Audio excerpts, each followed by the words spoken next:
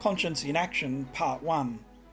In 2007, the AACE, the Association of Australian Christadelphian Ecclesias, published a book entitled Conscience in Action, the Experience of Conscientious Objection in Australia. The book summary says the following: as brothers and sisters in Christ, whilst respecting those placed in authority over us and the laws they enact and administer, Romans 13 verses 1 to 7, we stand for the principles of Christ in relation to our conscientious objection to military service and related activities, and to political involvement in our country. We try to follow the commandments of Christ, that we do not fight, because we are his servants, and his kingdom is not of this world. John 18 verse 36. We do not participate in political activities because we are strangers and pilgrims in this world. 1 Peter 2 verse 11. Looking for God's kingdom to be established at the return of his Son. As part of the continuing development of our faith and preparation for the times when we will need to stand firmly and show our conscience in action, it is useful to look at the way our Australian brothers and sisters and those who were not baptised demonstrated their conscience during the time of considerable military activity from World War I through to 1972, when national service was discontinued. This book is both descriptive but also exhortational, outlining the reasons for the principled stand and how it was enacted by brethren and sisters down through these years. The information was collected from government legislation and records, intergovernmental communications, official documents communicated to individuals, official correspondence, depositions of court cases, ecclesial records, ecclesial magazine articles, and newspaper cuttings. But most importantly, in the case of this podcast at least, accounts of personal experiences. Thankfully, in the couple of years leading up to the publication, 2004, 5 and 6, a number of oral accounts of personal experiences of brothers and sisters were recorded. Now, nearly 20 years on, many of these brothers and sisters have subsequently fallen asleep in the Lord, making these recordings a treasured resource indeed. The recordings are available with the book, but we reproduce them here for convenience and for those who don't have a copy of the book. But we do encourage you to get a copy of the book. It's available at aace.info.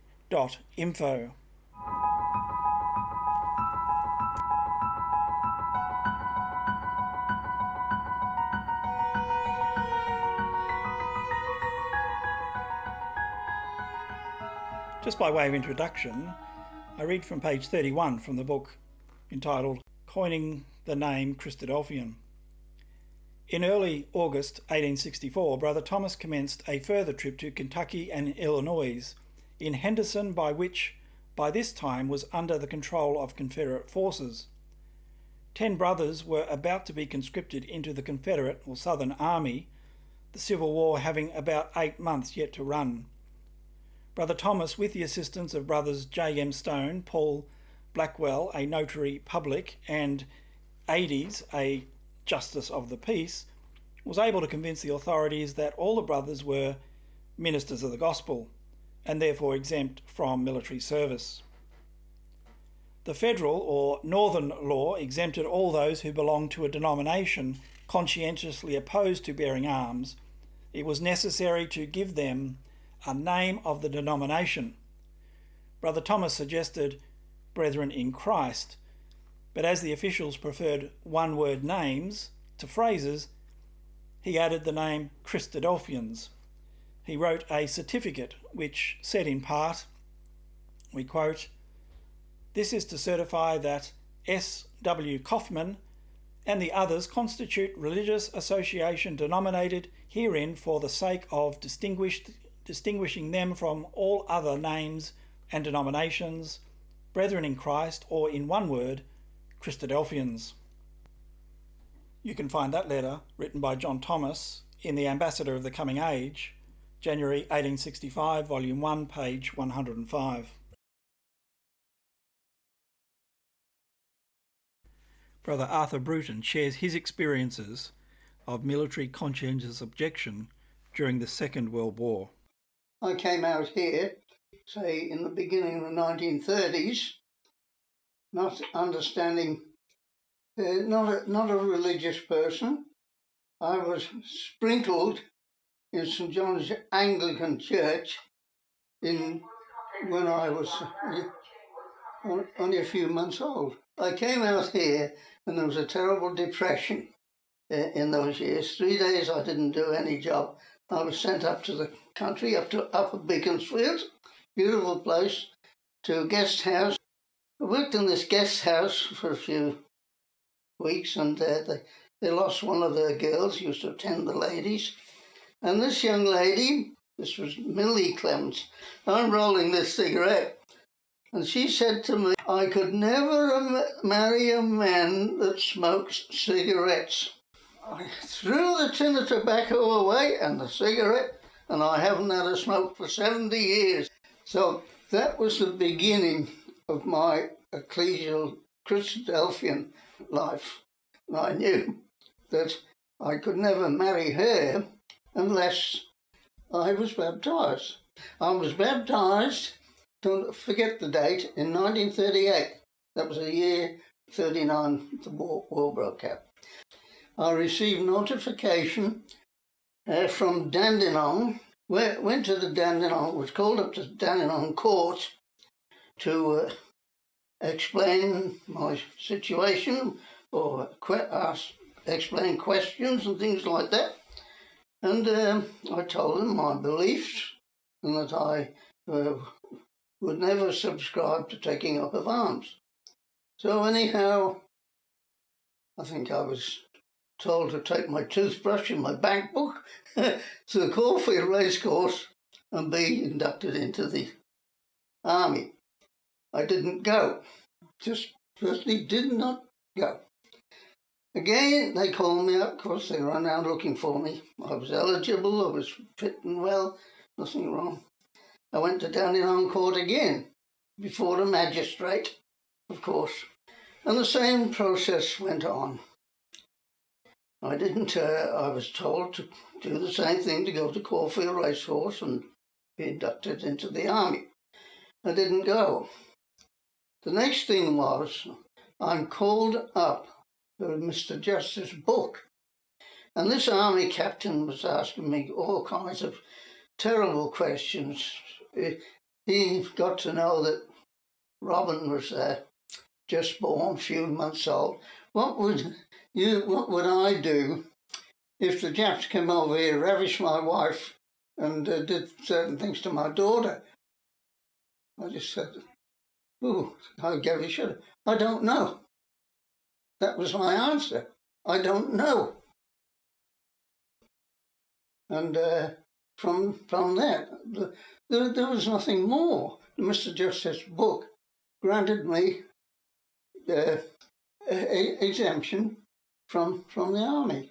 But I was to remain in the job that I was doing. I was a glass beveler, making mirrors and beveling all those things on the outside, and doing headlights for cars, mostly for the military, I suppose, and that sort of thing.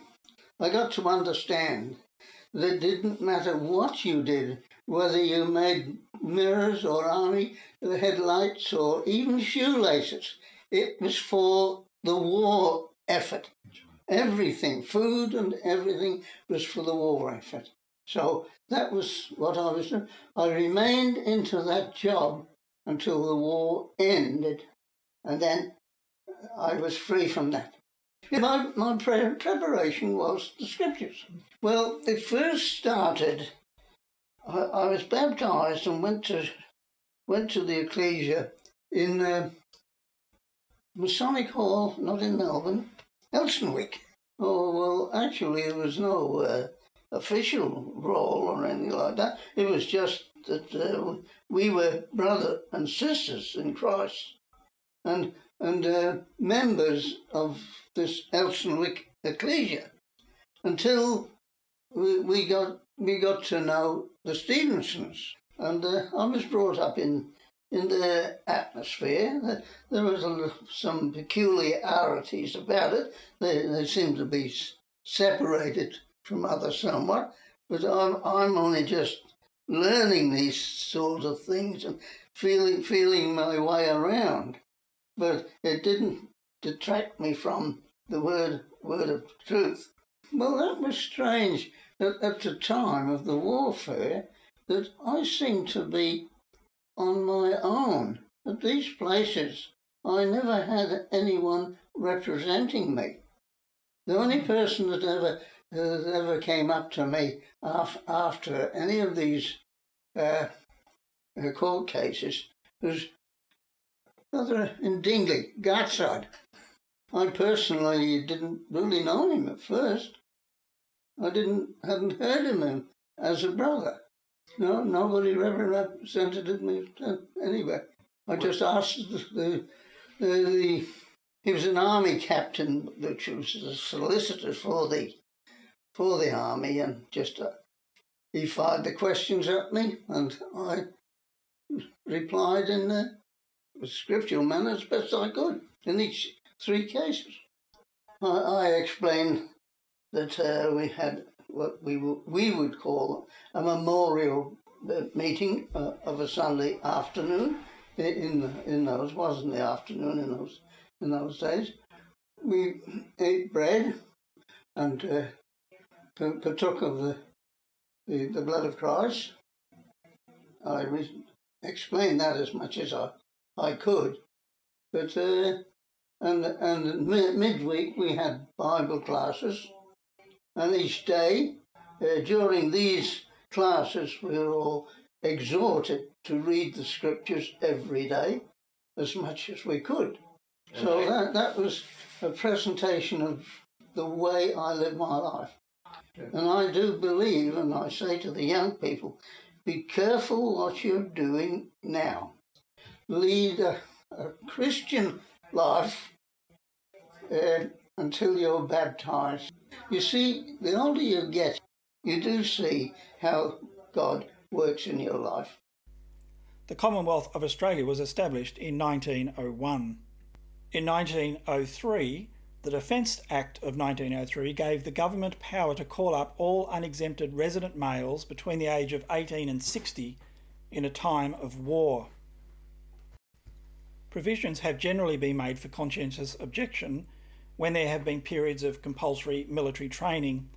In the 1903 Defence Act, for example, exemption was possible for those who could prove that the doctrines of their religion forbade them to bear arms or perform military service. However, exemption was not possible under the compulsory universal training scheme adopted between 1911 and 1929. Anyone who had an objection was assigned to non-combatant duties, but was still required to enlist and attend. Brother Arthur Kenny tells us of his experiences during the Second World War. Well, I'd say straight away, I went through very easily. I had no real trouble at all. I really thoroughly enjoyed the court case. They were very fair. You'll see in the report how they questioned me. I read Without the Camp, if you know what that is, and really enjoyed that. And I got, well, I read, no doubt I read the scriptures and I knew all the passages. See, I got in my mind all what Jesus has said, and all I had to do was quote Jesus' words. And of course, they get hold of, he thrashed them out of the temple and that sort of thing. Or when the military dealt with it, they didn't, or he anyway, the head man, he was down on us, and he called us yellow swine and things like that. But he was the only one that showed any nastiness, really.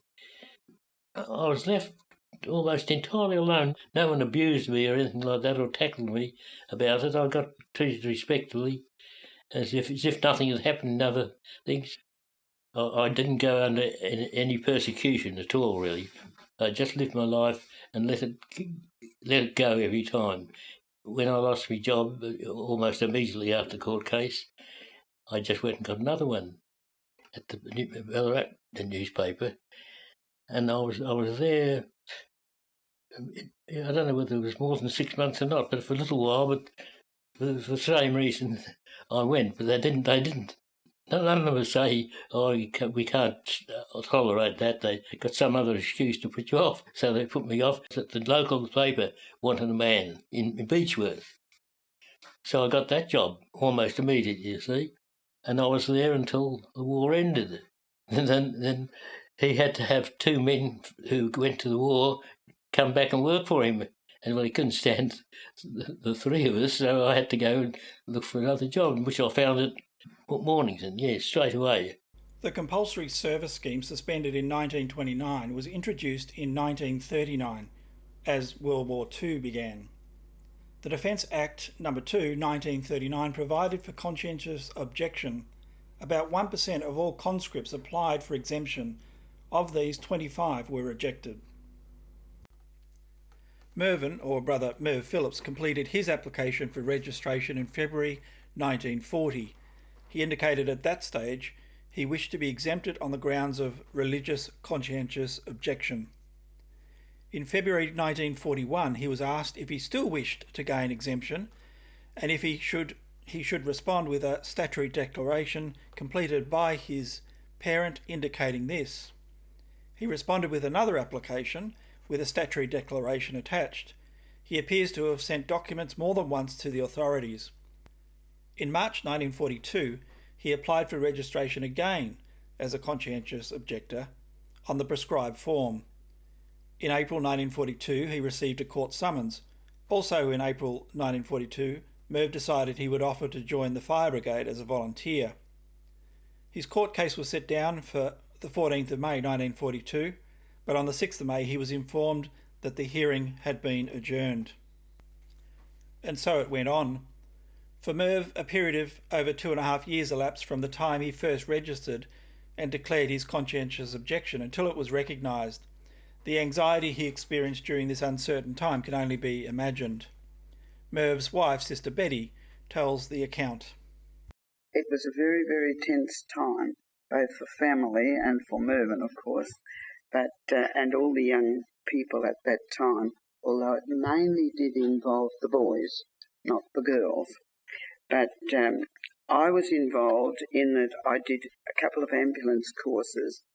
The company wanted me to do one, and then we did one through the Ecclesia, through a brother, Wally Crew. But it really drew me to the attention of the authorities, and I found the military people then would come round to me wanting me to join in the... it was mainly the nurses at that time that you joined in the forces at that time, and so they were wanting me to join, so I had visits from them on a few occasions, and then I had to give my reasons for not wanting to join at the time. But with regard to my dad, he was very well blessed. We feel the Lord was with him in that he was due to go to court, and because of certain circumstances, he didn't go. And then, a few days later, he received a letter from the court telling him he had received full exemption, and so he never had any more worry, of course, with the military. But that could only have happened if the Lord had supervised that, because they don't really make mistakes like that. And we found then with Mervyn, my Mervyn, that we'd been going together a while, and he had to go to the court, and it was a very, very tense time.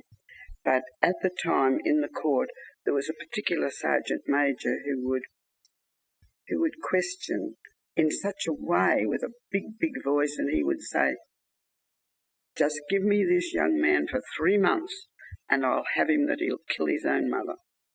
And those were the words that came across, which made it very, very hard for our young men who were our young brothers who were trying to get exemption, when you had somebody that would question you and then speak to the magistrate in that way. But Merv was very well blessed in that he received his full exemption too. Well, in the early part of the war, that was it. The call-up was for the young people, there was the regular army, but then the call-up involved the younger people between the ages of about 18 and 21, and then as it went on each year, the age was raised until when the war had been going 2 or 3 years, or 3 years at least, they were up in the 40s. So it meant that we had a lot of our menfolk missing. A lot of our menfolk were in that age group. Well, you live through every moment with your brethren, don't you? You live through with your father, with my boyfriend at the time, and then with all the others we knew so well in the ecclesia. It'd be their day to go to court, or 4 of them or 5 of them would be in court today, or just 1 or 2 or something, and then you'd be wanting to know all the details. And then, of course, it was all printed in the newspaper.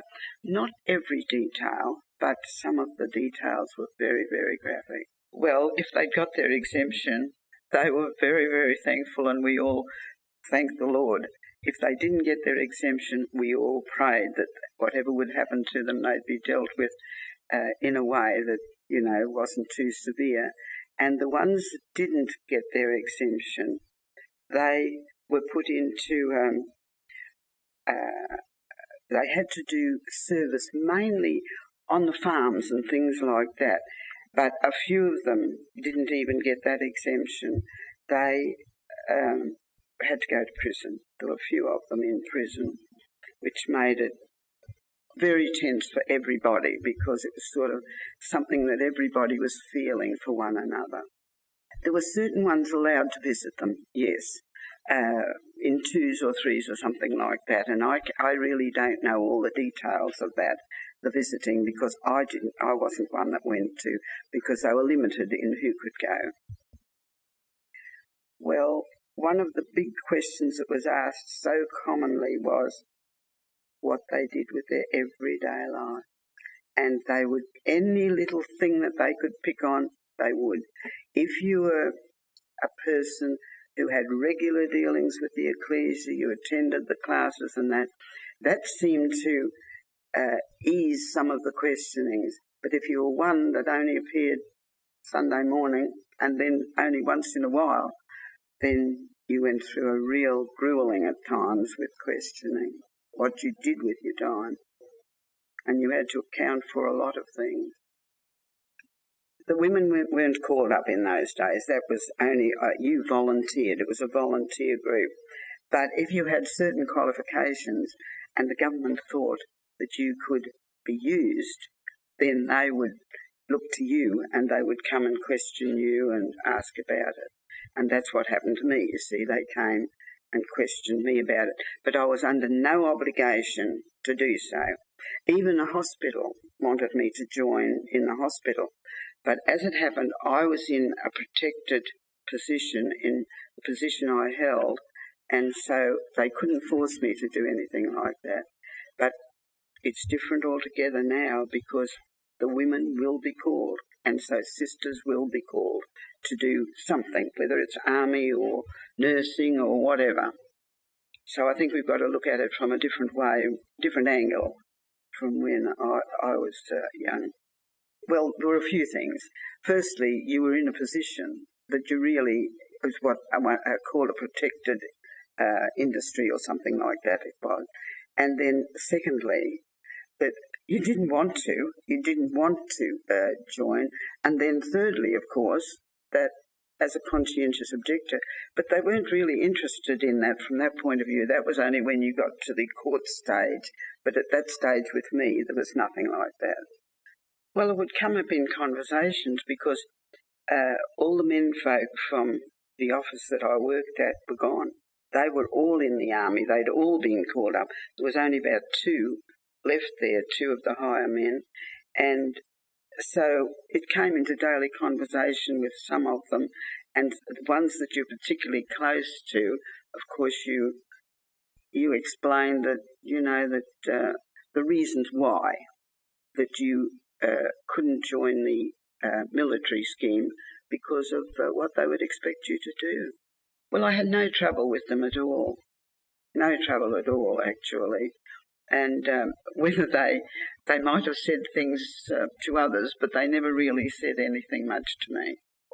Well, the point was that some of the men I'd worked with were in Tobruk, over in Egypt and places like that, where they were having a very, very hard time. And when they came back, they were really wrecks, actually.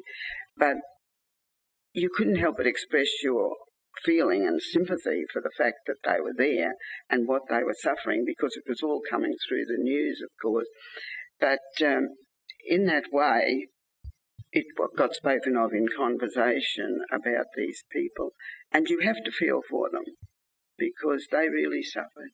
They really did.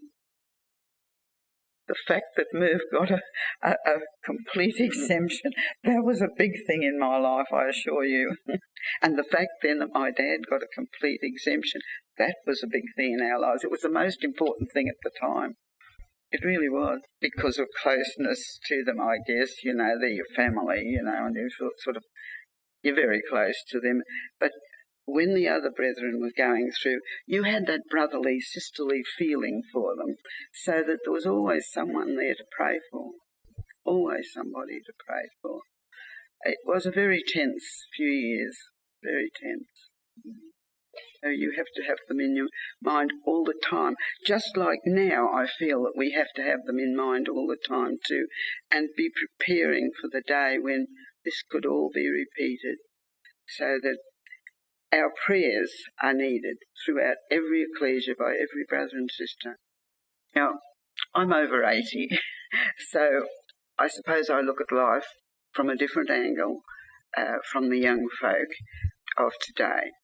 But life is very, very busy now, and we have such wonderful things as computers and television to take up our time, so that sometimes I feel that perhaps the young ones don't make the effort to get to all the meetings that we used to. For instance, we used to always Sunday night, we'd go to all the lectures, and then we'd go to the midweek classes, whichever. It used to be about 3 of them on, and so we'd at least go to one class during the week. And I feel that that should be the aim of the young people, is to put the Word of God first in their lives, because that's what they'll be asked about when they come to go to court. If they have to go to court, it will be how the Word of God and the Scriptures fit into their daily life. And that's very, very important, that you can at least show that you are interested enough to be conscientiously wanting to learn more of the Word of God. Early in 1939, Ecclesias commenced writing to the government outlining the Christadelphian position on conscientious objection. 3 principal concerns developed over the years from 1939 to 1941. The first was that Christadelphians should be granted total exemption from national service. The second related to this, and that was that the provision should be made in the Defence Act for exemption from non-combatant duties, not only combatant duties. And the third was that there should be provision for appeal against a magistrate's decision. Bill and Sheila Dodson tell of their experiences during the Second World War. Brother Bill mentions that he was in a protected industry, but he was adamant that he would not stand on this as opposed to his conscience. He did not want to live his life thinking of himself as a shirker because he used the protected industry as an excuse. It really came as a really big shock to Christadelphia at that time. I was never born into Christadelphia. I looked for the truth, and in a wonderful way I came into the knowledge of the truth. And that was always convinced me of the truth. It was so wonderful to me, and I was a great help to a certain extent to the friends I had. We had a young group of brothers and sisters at the time in the meeting. It was in Manchester Unity in Melbourne. The truth was going through a problem of doctrinal problems, and being so, knowing the truth as I did and how it really affected me, that I couldn't understand it, you see, because to me it was just something that was absolutely marvellous. The Christadelphian Hall, where they read the Bibles and they knew the Bible. I was Church of England. I was in the choir and everything until I went asked the minister there about the devil and hell, and that started me off, because he said, "Oh, you don't want to worry about it." But I says, "I am worrying about it." I says, "I look at the Bible logically, and I says, if I get a bit of paper and strike a match and burn it, I says, it goes into nothing." I said, "How can you burn for ever and ever?" "Oh, no, don't worry about it. Don't worry about it." So I thought, well, after 2 or 3 goes at him, I threw it in. So I was not going to a church, but I was looking for the truth, and I followed the Sunday Adventists for a while. And even though they were stronger than what they are today, they still believed in devil and hell, so it was a problem with me that way. So I won't go into it. It's a long story how I came into the truth, but it was a wonderful way I did. And I had a group around me, young people. Harold Barker's one of them. He should be here, but he's away. And there was Ray Tyrrell and my brother, because they all came in the truth through me. Well, Harold did, but Ray Tyrrell was a Christadelphian by birth, type of thing. And anyhow, I was working in the engineering, apprenticed where Harold was too. And my brother had a factory making knives and fork cutlery and all like that. And I got my call-up papers. That's the first stage. You get the call-up papers to go to the barracks to be sworn in and swear the oath of allegiance to the Queen and all the works and get a medical. And there, the sergeant there, the loudmouth sergeants, as you're walking out, he's got the Bible, "I want you to swear." I said, "I don't swear."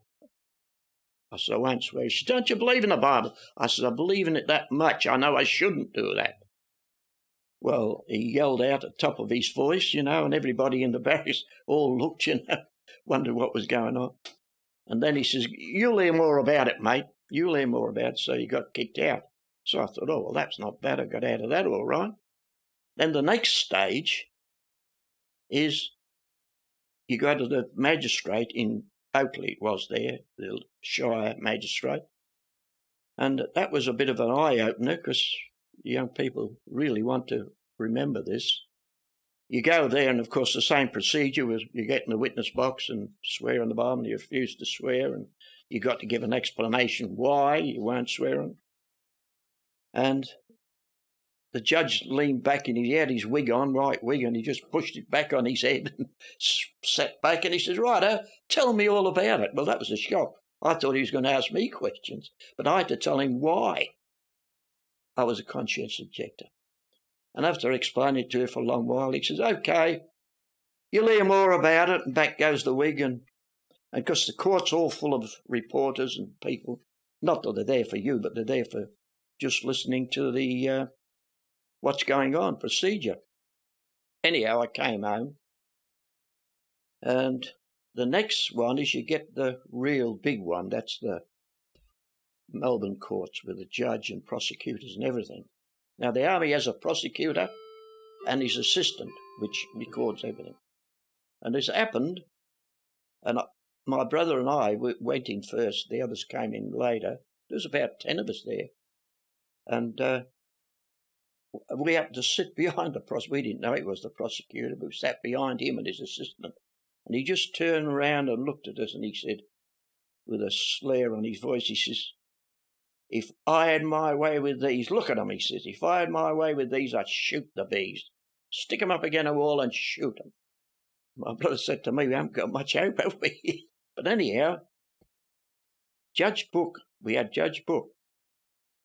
And the week before, he lost his own son at the Western Front. So I thought, gosh, we didn't know this at the time. But anyhow, it gets up. Well, the prosecutor calls us up one at a time. And I'll take me, for instance. I went up. "What's your trade?" I said, "I'm an engineer." "Ah, yes. Are you in the union?" I said, "Yes."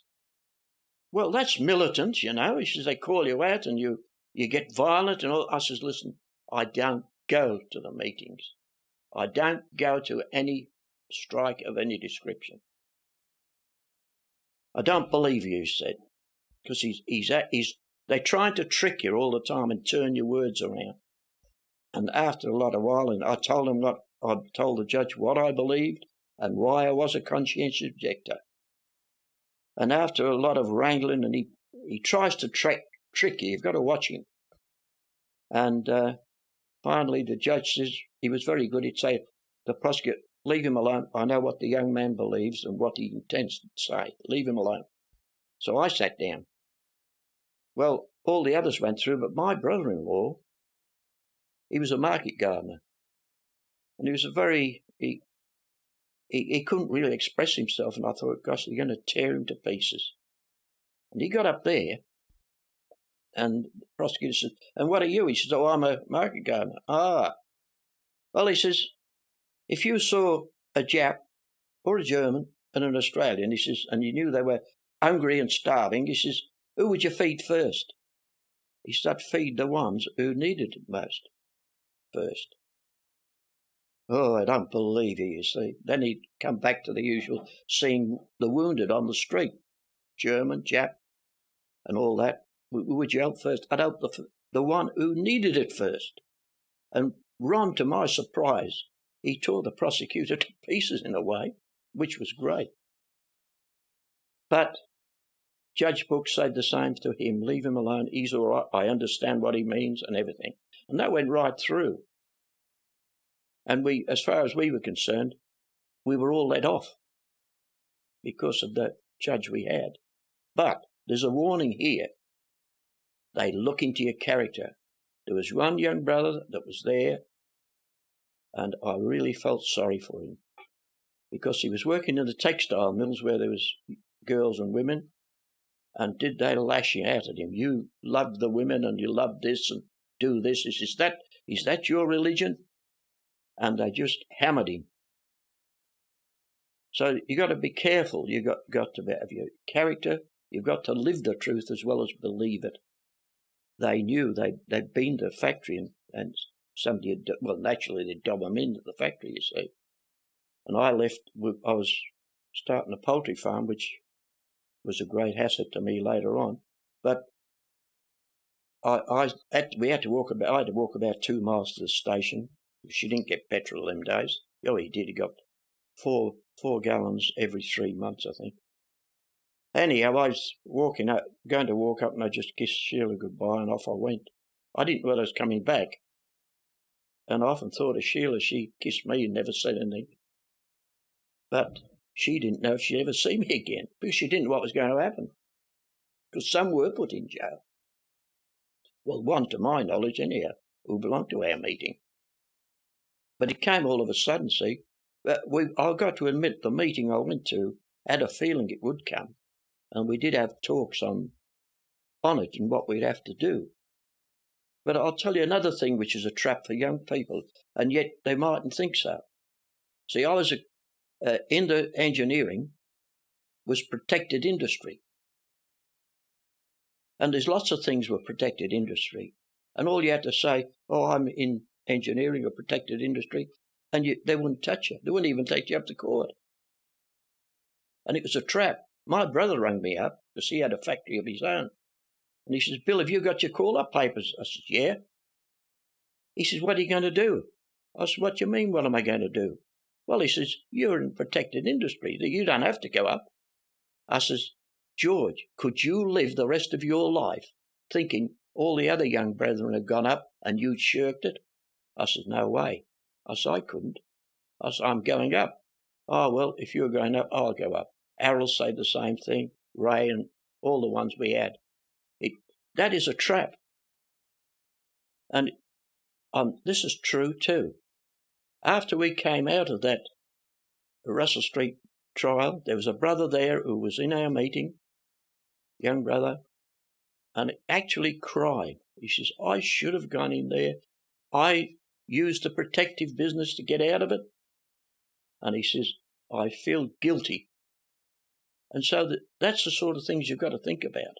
There's other things, that's necessary to ponder over and think. The truth's got to be number one in your life. And I know I couldn't have shirked it anyhow. We had a brother Gartside. Oh, he did work hard. He did a lot of work for us. He helped us in lots of ways. But he just gave what we believe, that's all, to the judge. And we had there's a lot of Christadelphians assisted us and went in with us to encourage us, you see. But be quite honest,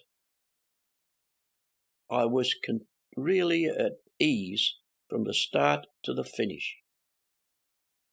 Because I said to myself, what I'm doing is right.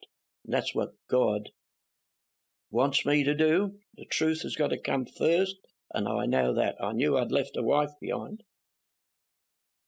But she would understand, and she did, that the truth comes first, and I had to go through it. And I felt very contented and I was at ease all the time. I wasn't even worried about it. And there was a lot there like that. It was less pit. But as it happened, he went to jail, to Pentridge, and the Pentridge governor said, I'm not going to put you with the criminals. I'll get you working in the library. So he gave him a break that way. They tried to trick you. You could tell them anything you like, but they didn't take it up. All they wanted to do, turn it all around. See, they turned the union round, as far as they were concerned, to say that's militant. Why don't you do this and why don't you do that? And then the combatant nursing and all like that was brought up. But our meeting in the Manchester Unity had a good meeting about it. And there was a couple of doctors in the meeting too who said they would take over and, be nursing the wounded and all the rest of it. But it says you've still got to wear the uniform, you've still got to swear the oath, and it doesn't work. So we condemn that, of course. We didn't have any. There was just a few talks, but not much. Just by knowing it was the truth. See, as I told you, I came out from the world looking for the truth, and I found it in a wonderful way. And I knew it was the truth. And I was ready to go with the thought in my mind, this is right, it's right in God's sight. And that was what gave me confidence right through. It's a matter of going, like we've just had a study on Jacob by Andrew Johns, which to a certain extent worked in my life like that God's with you. And as God said he'd be with you no matter what. And you've got to believe it. You've got to believe that God is and that he is a rewarder of them that diligently seek him. And even then, by the way, you had an identity paper, about that big, and you were under I forgot what they called it, but it was for working. You couldn't get a job unless you went to these offices, and you had to produce your paper. Well, right across the paper was CO, conscientious objector. And they pushed me then into a box factory, which was near where I was living at Clayton, South Clayton.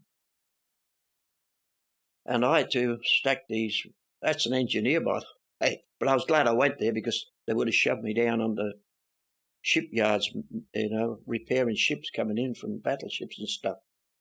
Anyhow, I went to there and I worked there till I broke out in all sores on my hand with the gum from the wood.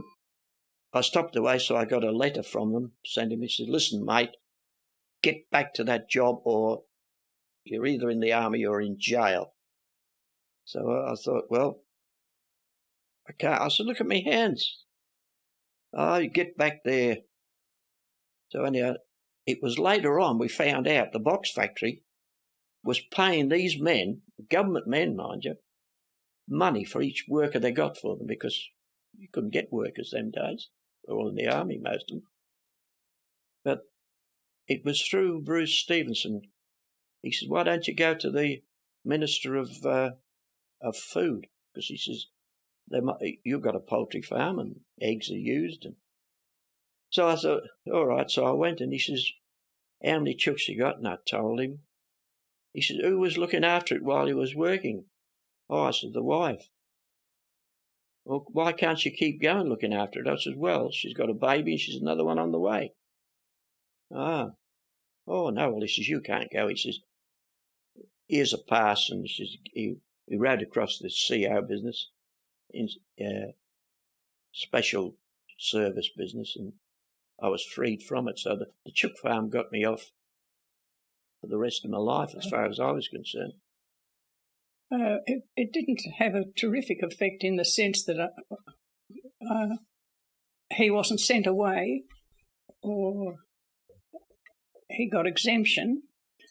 The biggest problem I had was the day he went into the High Court.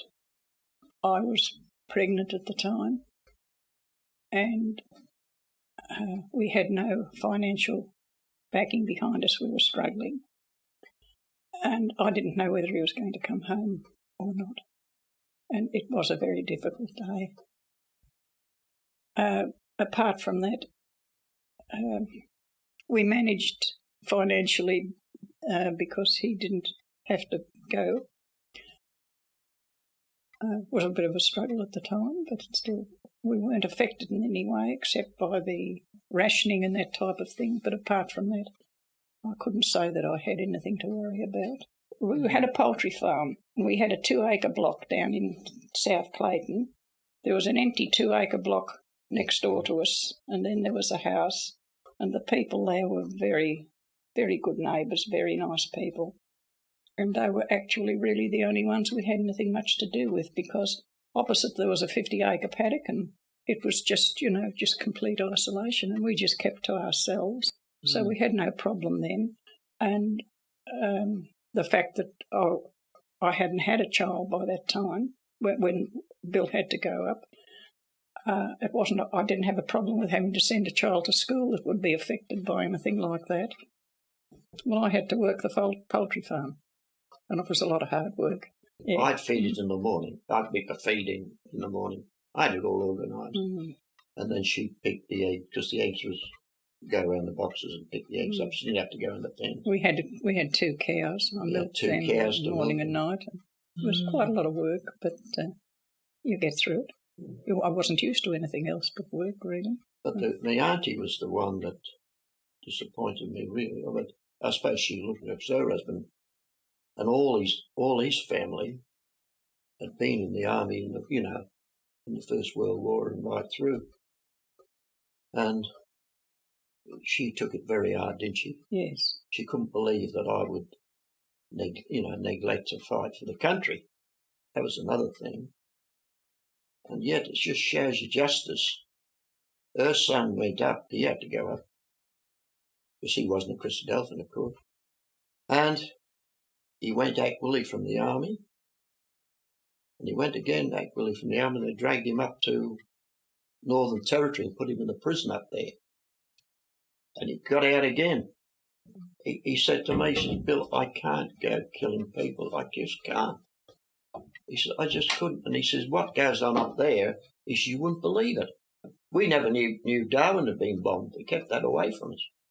But he told us. And he said that one of them, they shot one down, Japanese plane, and the pilot parachuted into a tree, and the commandos built a fire under him and burnt him to death. That's how it was. It affected him that much. But anyhow, perhaps I shouldn't have done it, but I thought, well, I did. I looked after him. That was the same auntie who wouldn't talk to us for a long while.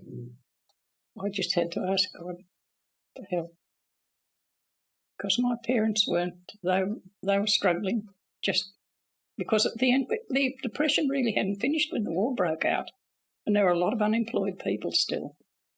And my parents were, they were struggling very much, and here am I expecting a baby, no income. What on earth am I going to do? And I remembered what my mother told me when I was a young child, during the Depression, when things were very, very bad. And she was left with nothing more than 5 shillings and 5 children to feed, not knowing where she was going to get any more money from. And she said to me, remember, I saw her crying at the table, and I wondered what was wrong with her. I was about 12 years of age. And I said, what's wrong, Mum? And she said, that's all the money I've got left in the world. She said, and I don't know what I'm going to do to feed you children.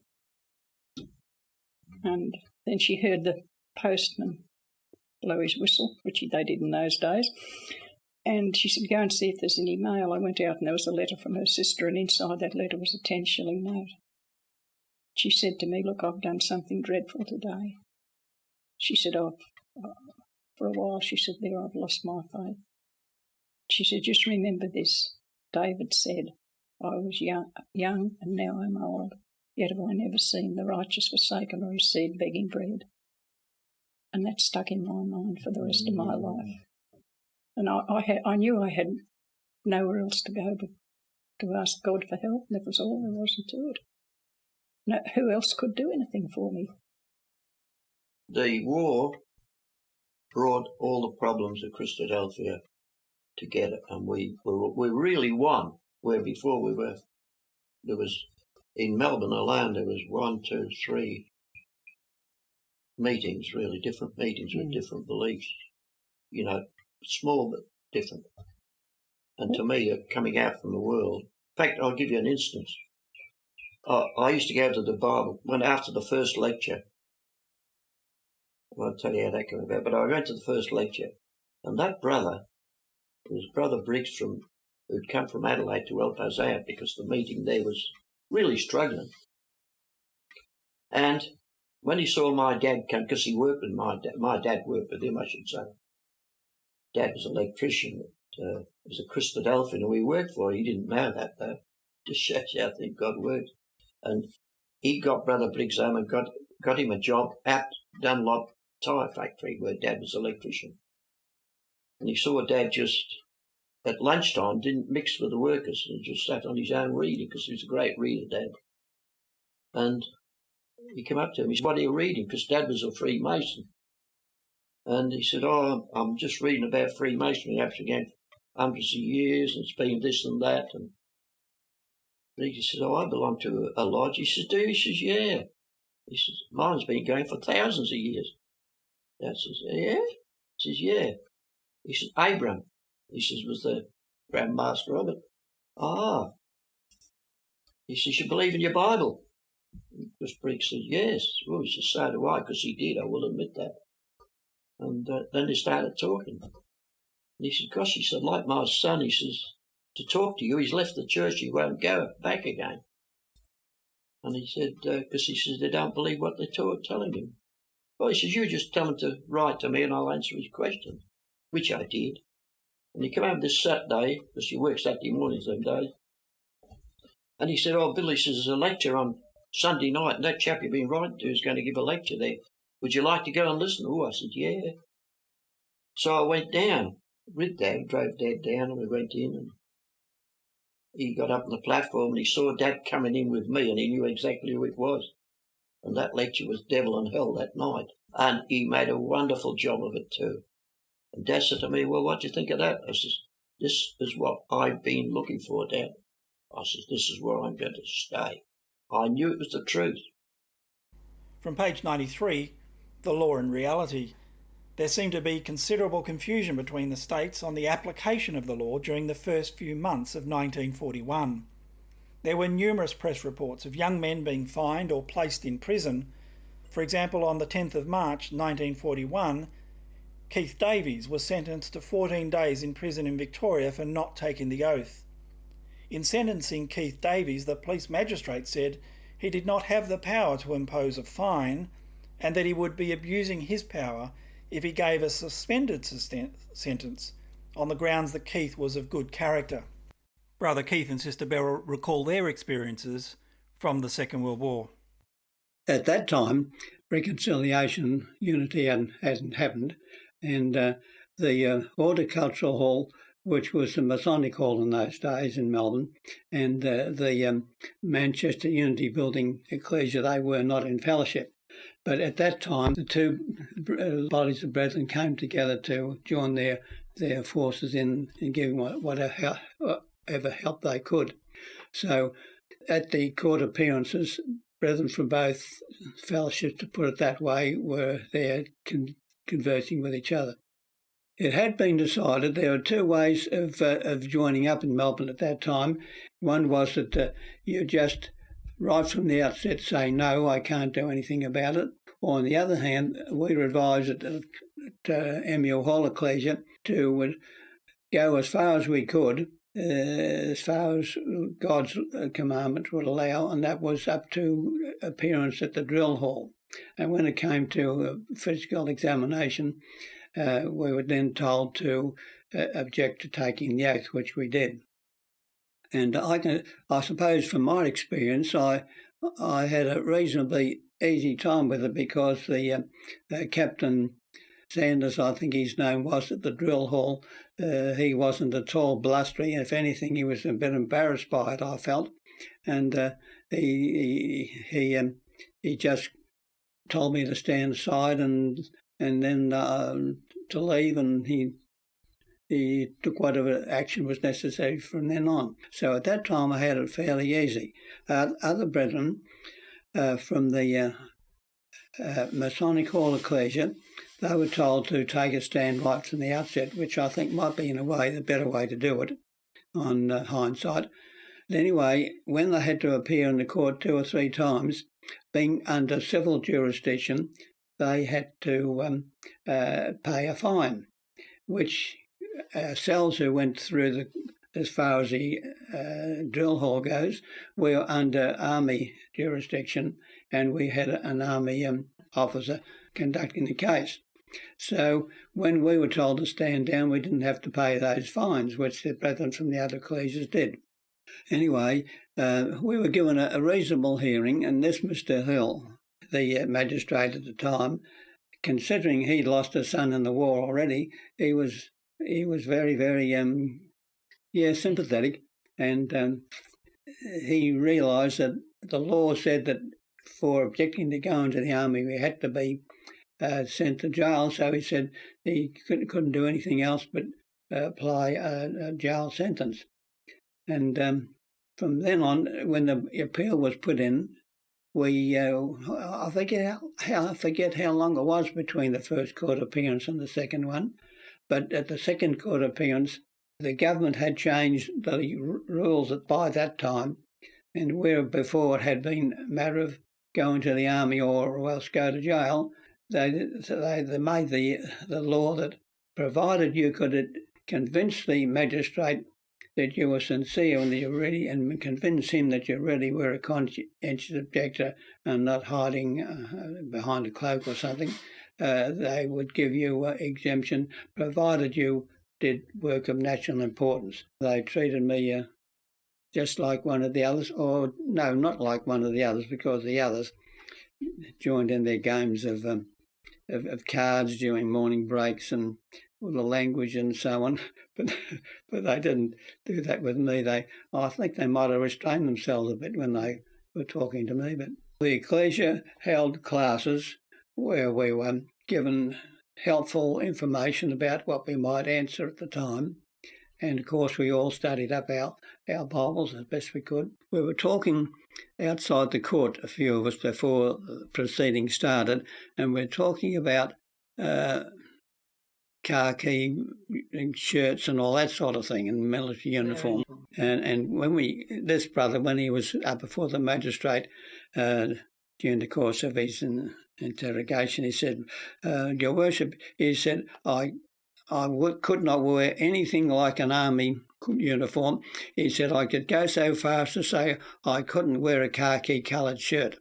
So the magistrate said, Well, Mr. So-and-so, I know a country in which their army members wear a green shirt, and he said in Australia they wear khaki, and he said in other countries they wear other coloured shirts. So he said, I suggest you have to go around without a shirt altogether.